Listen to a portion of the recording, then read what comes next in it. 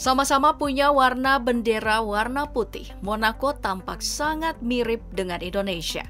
Namun jangan salah, sama dari segi warna bendera belum menjamin kedua negara ini juga sama persis dari sisi lain. Yuk intip apa saja perbandingan keduanya dalam video polemik kali ini. Warna merah dan putih sama-sama membuat Indonesia dan Monaco tampak seperti kembar identik.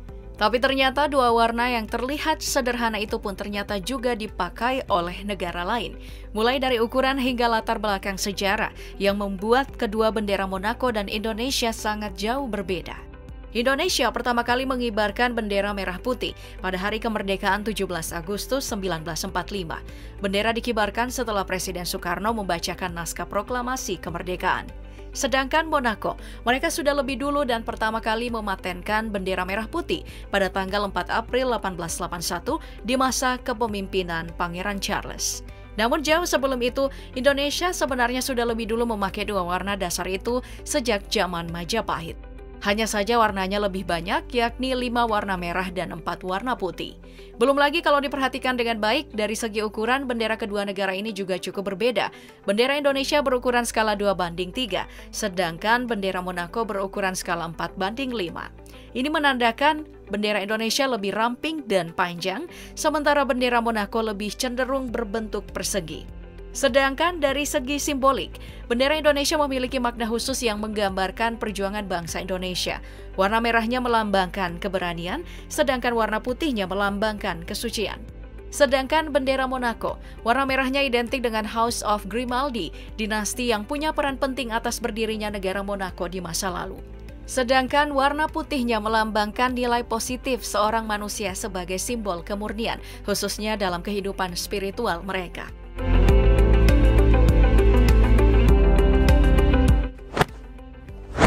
Di sektor lain, Indonesia dan Monaco juga punya banyak perbedaan signifikan. Mulai dari sisi ekonominya, Monaco menjadi salah satu negara yang perkembangannya cukup pesat. Negara yang hanya memiliki angka pengangguran 2% ini menjadi negara dengan tingkat PDB tertinggi di dunia.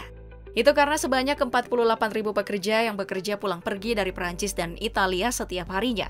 Negara ini juga menjadi salah satu pemilik milioner dan miliarder per kapita tertinggi di dunia. Monaco juga menjadi daya tarik tersendiri karena tidak ada pajak penghasilan dan pajak rendah untuk dunia usaha. Gaji minimal di negara ini sebesar 1.300 atau sekitar 21 juta per bulan. Sedangkan gaji rata-rata bisa mencapai 4.410 atau sekitar 71 juta rupiah per bulan. Hanya saja jumlah ini tidak terlalu besar, mengingat di tahun 2018 harga real estate mencapai 1,6 miliar rupiah per meter persegi. Sedangkan di sisi lain, Indonesia punya PDB sebesar 19.588,4 triliun rupiah dan PDB per kapita mencapai 71 juta rupiah atau setara dengan 4.783,9 US dollar. Sedangkan untuk range gaji di berbagai daerah di Indonesia jauh di bawah Monaco. Jakarta misalnya, rata-rata gaji pekerja hanya berada di kisaran 5,25 juta rupiah per bulan. Dengan kehidupan yang makmur di Monaco, tidak heran kalau banyak orang kaya membangun rumah dan villa di negara ini. Karena pajak yang rendah itu pula, banyak pengusaha yang senang membangun bisnis mereka dan akhirnya menjadi salah satu sumber penghasilan warganya.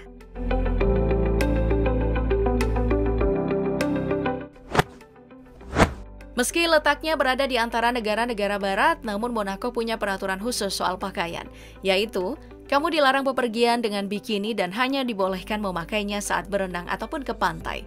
Kamu juga harus melepas alas kaki saat berjalan-jalan di pantai, karena jika tidak, siap-siap saja akan diberikan denda. Mereka juga punya larangan untuk tidak memakai celana pendek saat datang ke hotel ataupun tempat-tempat umum. Mereka juga melarang pengunjung yang memakai sepatu sneaker dan ransel untuk memasuki beberapa tempat. Sama halnya dengan Indonesia, sebenarnya negara kita juga punya aturan ketat soal tata krama dan etika di tempat umum. Terlebih Indonesia menganut agama Islam terbesar. Hanya saja saat ini aturan itu agaknya sudah lebih longgar karena pengaruh budaya luar yang menerpa dari segi fashion.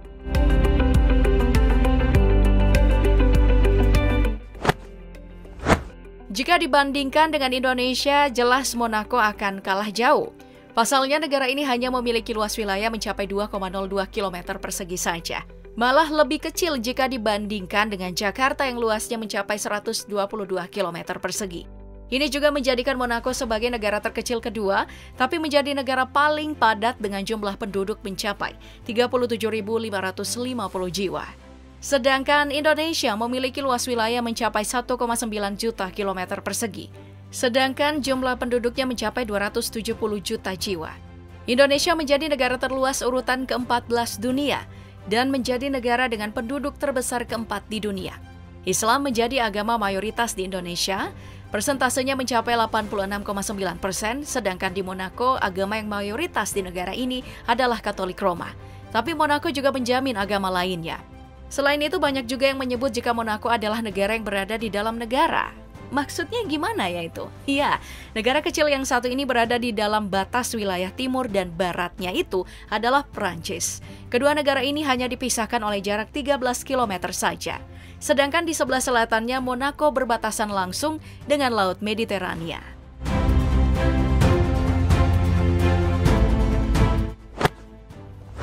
Total populasi militer di Indonesia adalah 277 juta jiwa, sedangkan jumlah total tenaga militer yang dipunya sebanyak 1 juta jiwa. Jumlah ini terbagi ke dalam 3 sektor, sebanyak 300.000 personil Angkatan Darat, 40.000 personil Angkatan Udara, dan sisanya 75.000 personil Angkatan Laut. Indonesia berada di urutan ke-13 dunia dan menjadi yang pertama di Asia Tenggara. Sedangkan Monaco sama sekali tidak memiliki kekuatan militer. Itu pun mereka hanya memiliki 120 personil yang ditugaskan untuk menjaga kedaulatan negara. Sebagai gantinya, Prancis yang memegang tampuk pertahanan negara.